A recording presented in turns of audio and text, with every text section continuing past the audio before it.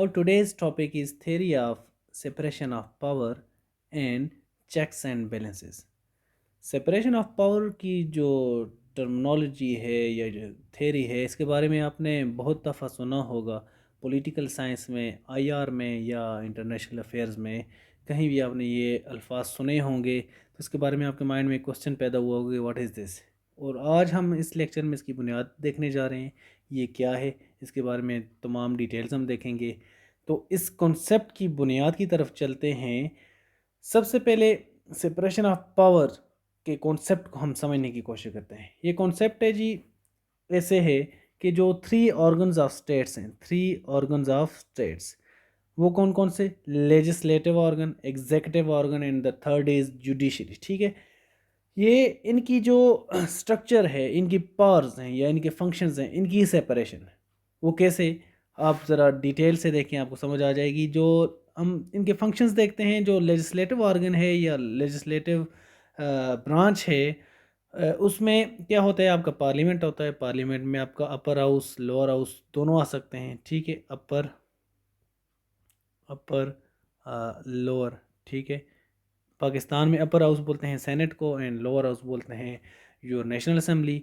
And US senate को upper house बोलते हैं, उनकी जो लोअर हाउस भी इसी तरह। तो लॉ मेकिंग इसका काम है। ठीक है, लेजिस्लेटिव ऑर्गन का क्या काम है? ये पार्लियामेंट को बोलते हैं और इसका काम क्या है? Law making. ठीक है, number 2, executive branch. Executive organ जो है, इट कैरीज आउट लॉ।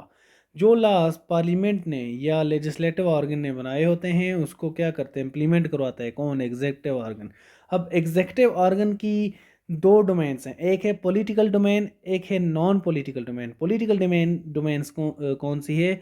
वो है पीएम, जैसे प्राइम मिनिस्टर हमारा पार्लियामेंट्री सिस्टम में, जैसे पाकिस्तान में, जैसे इंडिया में, जैसे यूके में।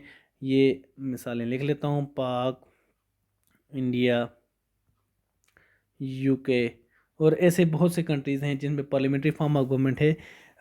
There executive is there prime minister and cabinet. Cabinet क्या होता है? काउंसिल ऑफ मिनिस्टर्स भी बाज़ जगहों पर बोला जाता है। जो आपके मिनिस्टर्स होते हैं वो कैबिनेट का हिस्सा होते हैं, ये एग्जेक्टिव को लीड करते हैं।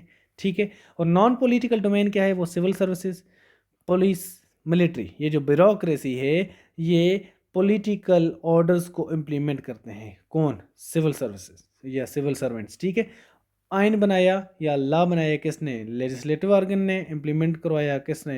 एग्जीक्यूटिव ने। अब एग्जीक्यूटिव के लिए ऊपर कौन बैठा हुआ है? पीएम और कैबिनेट। और आपकी डिवीजन्स आ जाती हैं, मिनिस्ट्रीज आ जाती हैं, उनके नीचे बैठे हुए हैं सेक्रेटरीज। सबसे पहले देखते हैं, किसी भी आप महकमे को देखते हैं, सबसे ऊपर पीएम आ गया। ठीक है, उससे नीचे आए तो आपका मिनिस्टर लिख लेता हूँ, मिनिस्टर। ठीक है, उससे नीचे आ गया आपका सेक्रेटरी। ठीक है, सेक्रेटरी। ये हर महकमे का होता है 21 या 22 स्केल का बीपीएस, बेसिक पे स्केल। ठीक है, इसका ऑफिसर होता है, उसके नीचे जो जितनी हायरार्की है, स्ट्रक्चर इसके नीचे बनी होती है। ठीक है, हर महकमे की।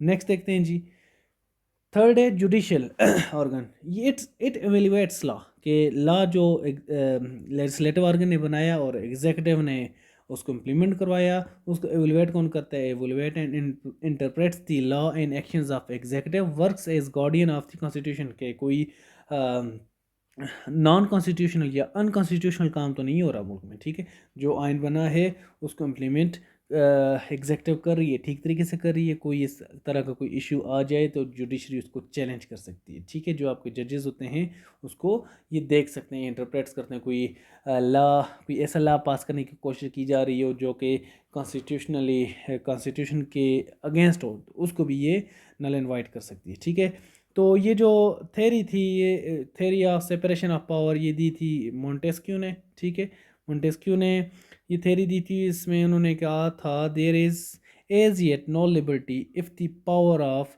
Judging be not separated from legislative power and the executive power. उसका कहने का मकसद ये था कि जब तक executive, judiciary and legislative branch ये अलग अलग नहीं होंगे, तब तक आपकी सेपरेशन ऑफ पावर नहीं हो सकती, ठीक है, कोई लिबर्टी नहीं हो सकती, आपको आज़ादी नहीं हो सकती, ठीक है, क्योंकि कोई भी दो ऑर्गन्स अगर ये आपस में जुड़ जाएं, अब अगर एग्जीक्यूटिव और जुडिशरी जुड़ जाएं तो इसका मतलब ये जो इम्प्लीमेंट करवा रहा है, ये जो इम्प्लीमेंट करवा रहा है अपने आप को खुद ही एवेलुएट कर रहा है कि मैं ठीक हूँ जी, ठीक है।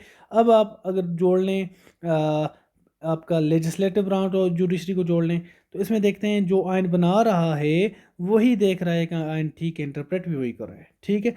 अब आप देख लें किसी भी ब्रांच को किसी भी के साथ भी जोड़ लें तो आपका जो स्ट्रक्चर है वो ठीक तरह से नहीं चल सकता, ठीक हो गया। अब नेक्स्ट देखते हैं the division of government responsibilities into distinct branches to limit any one branch from exercising the core functions of another, ठीक है।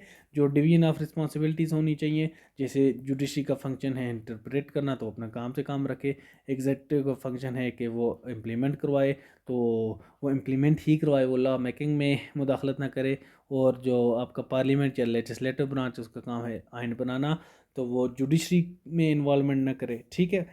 तो अब जो सिस्टम्स होते हैं डेमोक्रेटिक सिस्टम में parliament, executive and judiciary are separated, ठीक है, ये अलग अलग काम करते हैं। लेकिन जो अथॉरिटेरियन सिस्टम होते हैं जिसको आप मोनार्की भी बोलते हैं बाज़ बात, मोनार्की, ठीक है, जैसे कि सऊदी अरेबिया में है, किंगडम ऑफ सऊदी अरेबिया में एक मोनार्की है, प्रैक्टिकल अभी मोनार्की वहाँ पर चल रही है, वहाँ पर जो बादशाह सलामत है उन्हीं का कहना माना जाता है, वहाँ पर कोई अब उनका पार्लियामेंट नहीं है, वो खुद ही जो वो चाहें वही उनकी विशेस के मुताबिक कवानीन बनते हैं, उनको इम्प्लीमेंट करवाए जाते हैं, जिसको वो सज़ा देना चाहे तो सज़ा भी दे सकते हैं, मतलब वो जज, jury and executive is monarch, ठीक है। उनके मुल्क में जज भी वो खुद हैं, सज़ाएँ यानी कि खुद देते हैं, कवानीन भी अपनी ख्वाहिश पे खुद ही बनाते हैं और इम्प्लीमेंट भी खुद ही करवाते हैं, ठीक है। डेमोक्रेटिक सिस्टम में पार्लियामेंट, एग्जीक्यूटिव और जुडिशरी, एंड अथॉरिटेरियन सिस्टम में जस्ट अ मोनार्क, ठीक है, जो कि तमाम तरह के फैसले सादर करते हैं।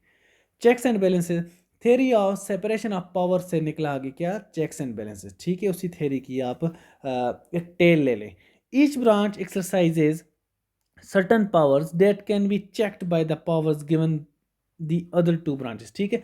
हर ब्रांच दूसरी ब्रांच को चेक करती है, मैं आपको बताता हूँ कैसे। Coordinated power so that each branch can check the other branch if the same tries to transgress from, ठीक है। हर ब्रांच दूसरी ब्रांच पे नज़र रखती है कि वो एक अपने जो दायरा कार है उससे ट्रांसग्रेस तो नहीं कर रही, मतलब उसकी लिमिट को एक्सीड तो नहीं कर रही, ठीक है। Keeps abuse of power in check, जो पावर का मिस यूज़ है उसको भी चेक में रखती है, कौन, checks and balances. Power checks power, ये उसी की मैं आपको डिटेल बताऊंगा अभी आगे चलकर। पावर चेक्स पावर ये किसने कहा था, अलेक्जेंडर हैमिल्टन ने। अलेक्जेंडर हैमिल्टन कौन था, ये जो फाउंडिंग फादर ऑफ यूएस था, ठीक है, फाउंडिंग फादर ऑफ यूएस, ठीक है। ये उनके मिलिट्री में पहले साथ, उसके बाद में सब पहले वजीर ख़जाना, सेक्रेटरी ऑफ ट्रेजरी भी ये रहे यूएस के, ठीक है।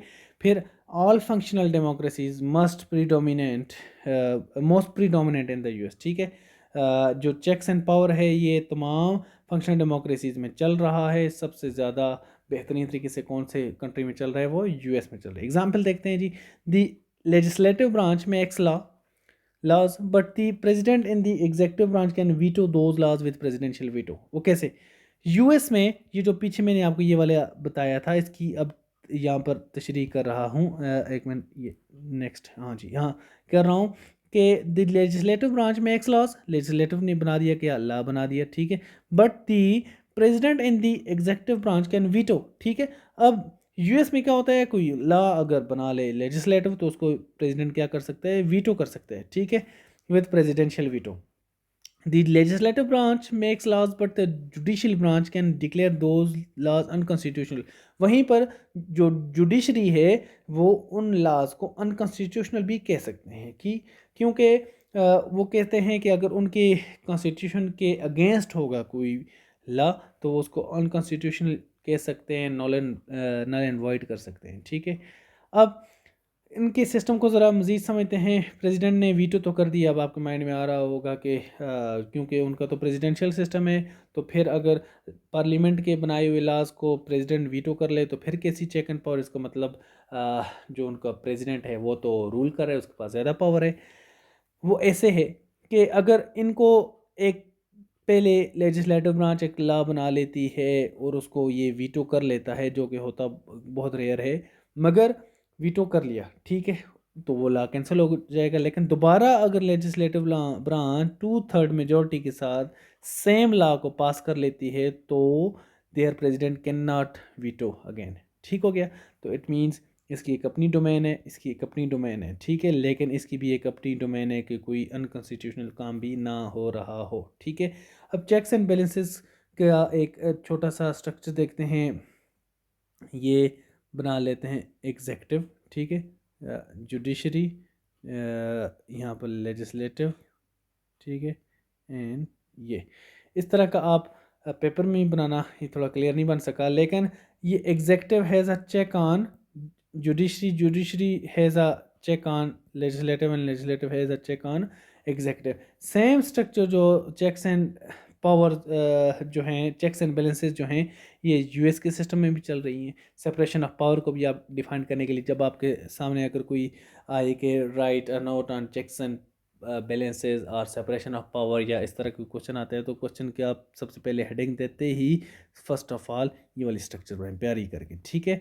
क्योंकि ये पेन जो है इसके साथ ज़्यादा सफाई से नहीं लिखने होता, इसलिए आपने वहाँ पर प्यारा करके ऐसे बना लेना है ताकि जो चेक करने वाला है वो देखे तो समझ जाए कि आप क्या कहना चाहते हैं। ठीक हो गया। तो फिर आप अपना ये जो मटेरियल है इस सारे मटेरियल को आप पुट कर सकते हैं। ठीक हो गया जी।